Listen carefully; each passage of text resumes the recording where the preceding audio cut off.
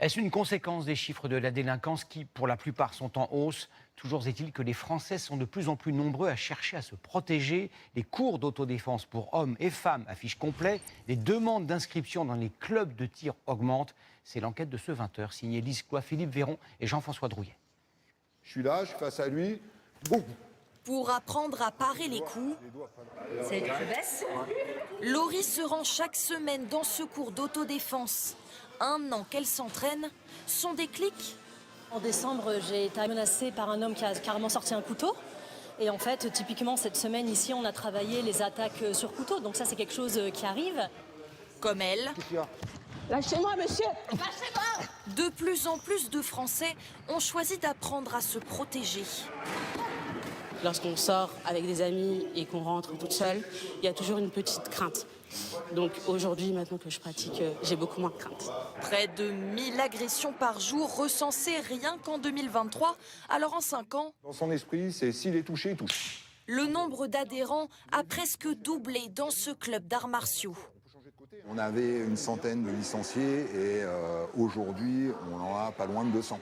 Il y a un sentiment d'insécurité qui est de plus en plus prégnant dans la société, surtout dans les grosses agglomérations. Une fréquentation en hausse, c'est aussi le cas dans les armureries. Ici, le spray au poivre est devenu le produit le plus demandé, 10 fois plus de ventes qu'il y a 4 ans. Étonnant, car si l'achat est autorisé, il est interdit de le porter sur soi.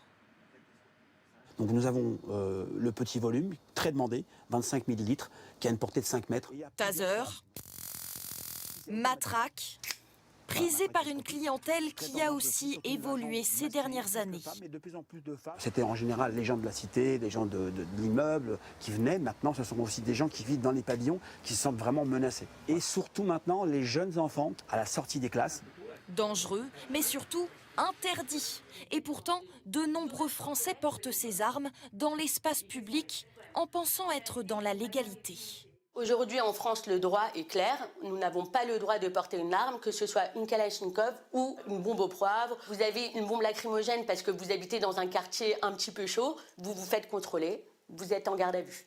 Certains vont encore plus loin et cherchent à se procurer des armes à feu. Seul moyen légal, obtenir un permis dans un centre de tir sportif. Leur fréquentation a augmenté de 70% en 10 ans. C'est des armes de gros calibre. Il y a du 38, du 9 mm et 22 long rifle. La loi n'autorise l'obtention d'armes à feu que dans un but sportif. Détenir une arme et la porter sur soi pour se défendre est illégal. Le président de ce club doit refuser de plus en plus de clients potentiels. J'ai 3-4 appels par semaine. Les gens ils disent on ne peut plus sortir de la maison, c'est dangereux. Moi, ma femme travaille tard le soir, je vais la chercher, je veux avoir une arme dans la voiture. Avant, ça n'arrivait jamais.